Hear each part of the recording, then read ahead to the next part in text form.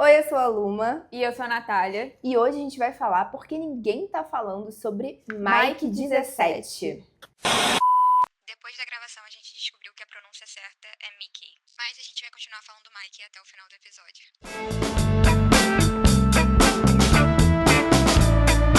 O filme, assim, ele é do mesmo diretor de Parasita, então já se imagina que vai ter ali uma crítica social, uma maneira meio diferente Crítica de ver social as coisas. foda. Crítica social foda.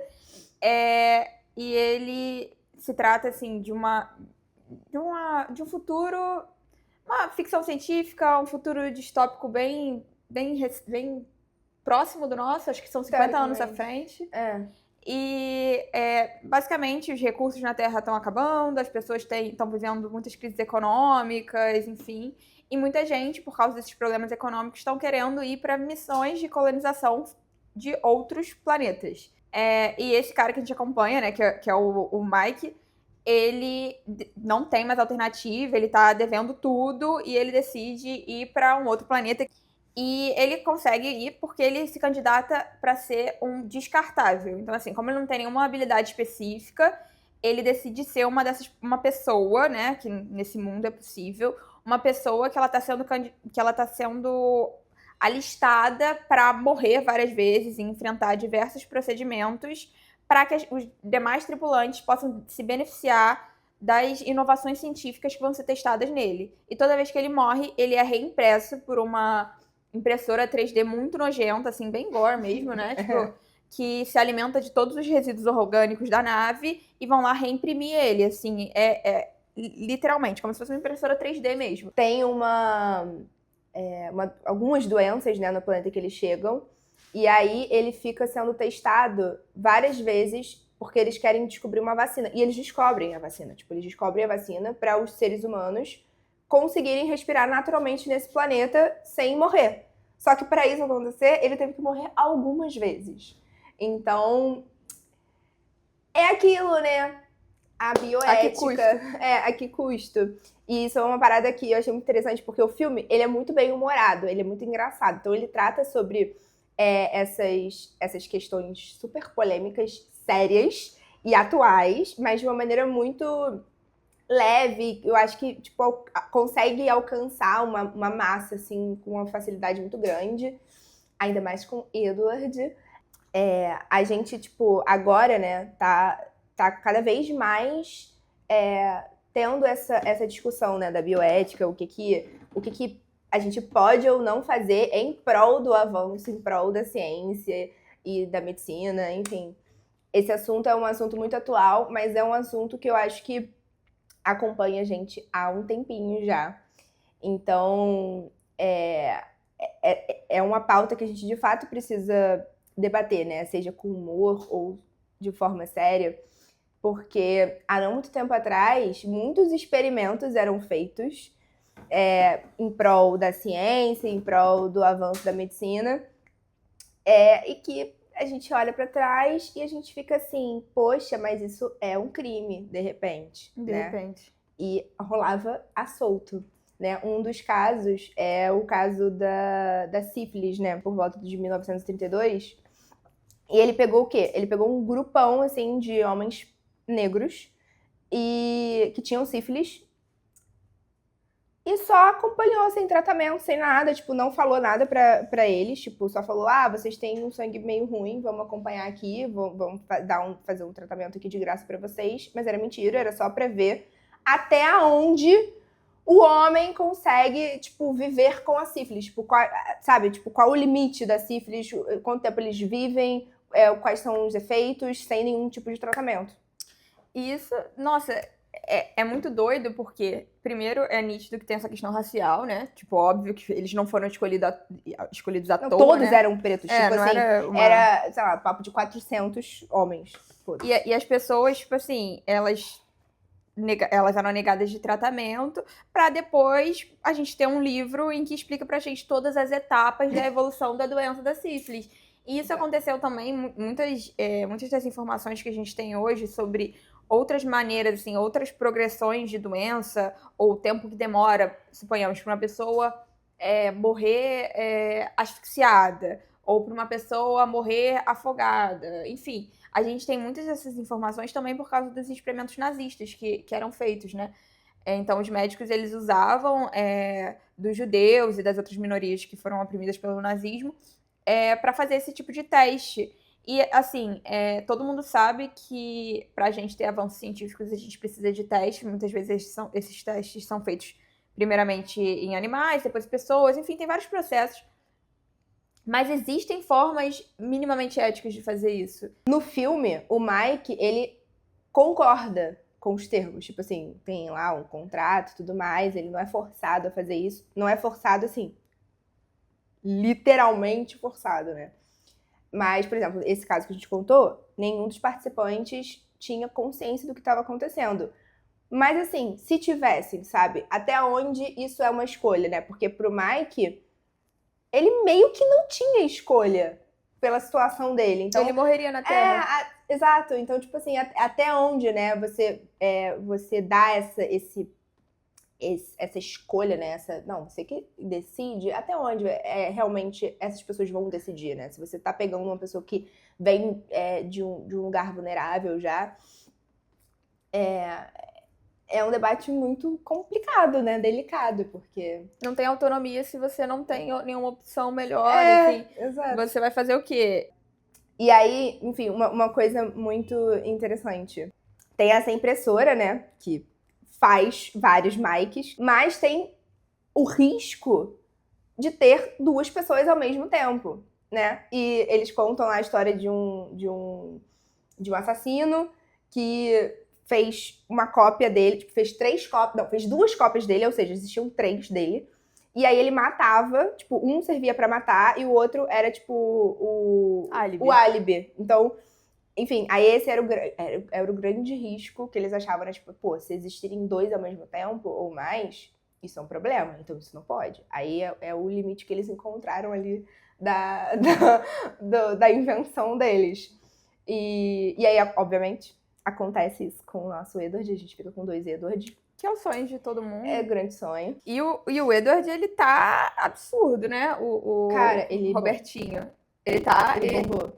Porque, assim, ele é muito carismático, né? Então, assim, e ele é um carismático, não um carismático apenas fofo. Ele é um carismático gostoso, imponente. Então, ele precisou dar uma travadinha com a voz dele. Cara, nessa gostosura toda dele. Foi. Porque, assim, ele não poderia ser o homem mais gostoso da Terra. Aliás, nem na Terra mais ele tava. Mas ele tinha que ser menos gostoso e mais tosquinho, entendeu? Porque ele é um fracassado, né? Toda a história é em cima disso. Ele é não só uma pessoa que se endividou muito, mas uma pessoa que não consegue achar muitas soluções para a própria vida. Porque um amigo dele também na história também tá igualmente endividado ou parecido. Mas ele tem uma formação acadêmica, mas ele tem uma lábia maior, mas ele sempre se dá bem no final. E a gente conhece essas pessoas. Tem muita gente que a gente conhece, caralho, faz cada coisa absurda e sempre se dá bem no final. E não é o caso do protagonista, mas se ele fosse um pouquinho mais gostoso, seria. Então ele se diminui, assim, ele muda a voz, ele muda os trejeitos. Quando tem um momento, né, que tem mais de um Mike concomitante, e você vê que ele tá sendo pessoas completamente diferentes, assim. É muito maneiro. Na linguagem corporal, na voz, enfim. Nossa, o olhar faz muita diferença, porque a gente tem o contraponto de um olhar mais olhando pra baixo, mas buscando aprovação, e um olhar mais louco completamente. Cara, assim. eu achei que ele lacrou muito na atuação. Como meu lugar de fala, né? Lacrou. Lacrou. Gostei muito. É a sua opinião profissional? A minha opinião profissional como atriz é que ele lacrou muito. E tem a diva também, que é a Naomi, que ela tá interpretando a Narsha. Acho que é. Que faz par romântico com ele. Nossa, ela é fantástica. Ela fez Pisque 2 vezes. Que muito maneira. Eu e a Luma amamos. Bom. E agora ela tá, assim, fantástica também. Nossa, tem umas cenas, assim... Tem uma cena específica em que ela tá drogada. E aí você descobre junto com os personagens, né? Junto com o Mike, você vai descobrindo que tem alguma coisa errada com ela. E eu acho que deu um up, assim... eu vi muita ficção científica. Eu gosto de ficção científica. E eu vi até as péssimas ficções científicas que saíram nos últimos tempos. Como aquele filme Feios, que é tipo... Bizarro, que é um filme basicamente que é uma distopia em que todo mundo tem que fazer cirurgia plástica e isso por algum motivo é muito triste. Tipo, tem muita ficção científica já muito batida, sabe? Às vezes a gente vai ver um filme e a gente consegue ver exatamente todos os tropes, né? Todas as coisinhas prontas que foram reutilizadas. Até em livro, né? Que você vê, enemies to lovers, bad girl, good guy, umas coisas assim, ele morre primeiro, ela morre... Coisas que você vê que são muito reutilizadas e que já aconteceram 1 milhão de vezes. Eu realmente achei que essa ficção científica, ela traz uma nova perspectiva, novas ideias e uma maneira muito diferente de encarar, né, a nossa iminente crise climática, econômica, no caso que a gente já vive, né, mas em outras medidas. Tem uma parte mais caricata, mas ao mesmo tempo... Do Mark, não falou que é o nosso Hulk, que faz o... Eu amo demais esse homem. Ele faz o vilão, né? É o dono dessa empresa que tá fazendo essas pesquisas, né? Procurando habitar um novo planeta e tudo mais. Então ele é tipo, um personagem bem caricato, inclusive... Faz algumas referências a algumas pessoas que a gente tá acompanhando por aí, entendeu? Sei que vocês me entendem. Que ainda não foram para outros planetas. Que ainda não foram para outros planetas, ainda. Há uns anos atrás, teve o Elon Musk, ele fez as primeiras atividades, né? Os primeiros projetos de levar a SpaceX para fora do planeta e tudo mais. E aí... pensando sobre a possibilidade de terem viagens para fora do planeta. E beleza, né? Agora, como ele tá nesse projeto de presidente fantoche dos Estados Unidos, ele tá fazendo outras coisas, mas isso segue acontecendo, né? Então, assim, uma pessoa que tem uma quantidade de dinheiro absurda, uma quantidade de dinheiro passível de resolver, né? Se bem empregado, resolver muitos dos problemas que a gente tem aqui na Terra, brincando de cientista maluco, levando pessoas para fora e...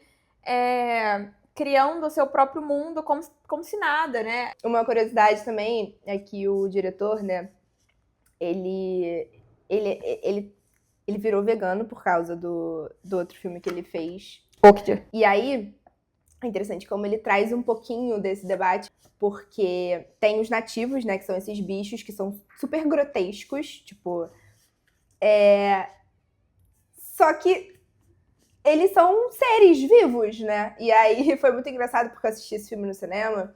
E aí tinha uma cena que tinha um bebezinho, né, desses bichos, que o Hulk ia matar o bichinho. E aí todo mundo ficou tipo, ai, tipo assim, fez um coro assim, tá? Todo mundo ficou com dó do bichinho, por mais grotesco que ele seja. Tipo assim, ele conseguiu, tipo, meio que, não é humanizar, né? Mas assim... Eu não sei qual seria a palavra. Não sei, sensibilizar, criar uma empatia. Uma empatia. Tipo, humanizar complica nesse caso específico. Não é humanizar, mas enfim, né? Dá uma sensibilizada, assim. E também tem umas cenas que, tipo, que a mulher, né, do empresário, ela tem uma fixação, não sei porquê, cara, por, tipo, tomar o bagulho. Então ela corta o rabinho do bicho, faz, tipo, sei lá, tritura, bate e toma aquilo. Só que, querendo ou não,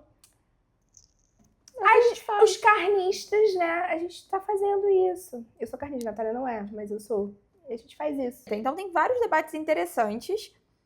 E você tem como sair daquele filme apenas tendo achado legal, interessante, divertido. Ou você tem como chegar em casa e ficar pensando sobre, mas... Independente da perspectiva que você escolha levar, ou baseado na sua bagagem, né? Você muito provavelmente vai gostar do filme, a não ser que... Vale a pena, vale a pena. A não ser que você tenha mau gosto. Aqui, ó. A não ser que você não goste de vampiros. Não, vampiros gostosos, né? E eu não sei por que ninguém tá falando sobre isso.